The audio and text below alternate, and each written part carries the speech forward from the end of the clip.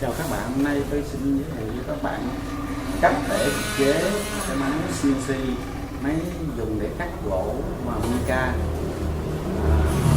Trước tiên bạn phải có một cái máy tính sử dụng phần mềm chỉ bình thường thôi, có một cái phần mềm CNC download trên mạng, và kế tiếp bạn sẽ thiết kế một cái mạch số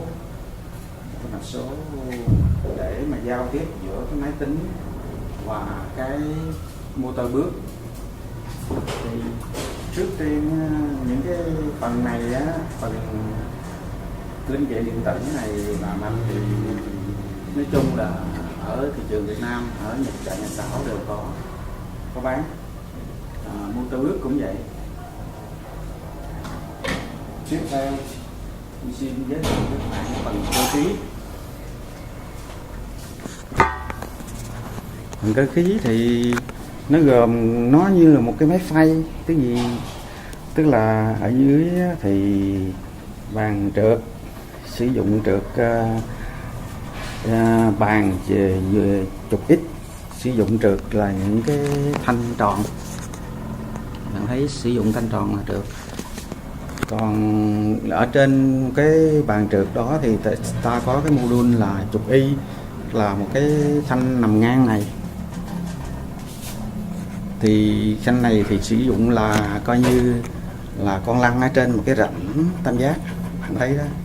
Còn trục Z đó, thì cũng là một cái con lăn trên một cái rãnh tam giác.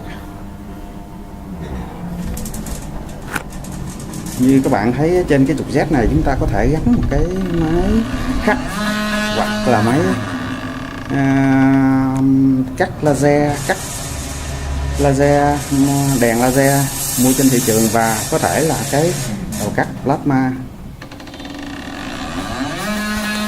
Ở đây thì các cái vật liệu này đều có sẵn sắt thép và có sẵn trên thị trường mình mua, và với cái giá vài triệu đồng thì các bạn có thể chế được một cái máy mà có thể làm được số cái vật dụng.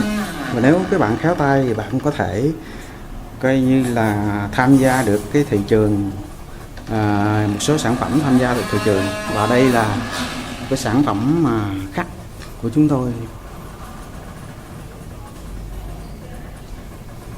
Các bạn nhìn thấy đây là nó đang làm việc. Cái phần mềm này nó 4 trục, nhưng mà ở đây sử dụng có là 3 trục. XYZ.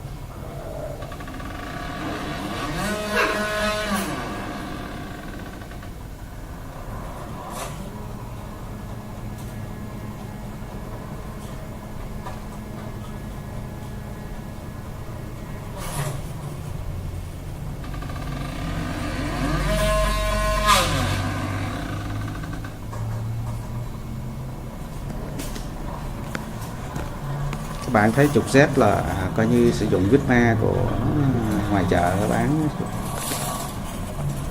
Còn truyền động thì sử dụng dây cura để kéo.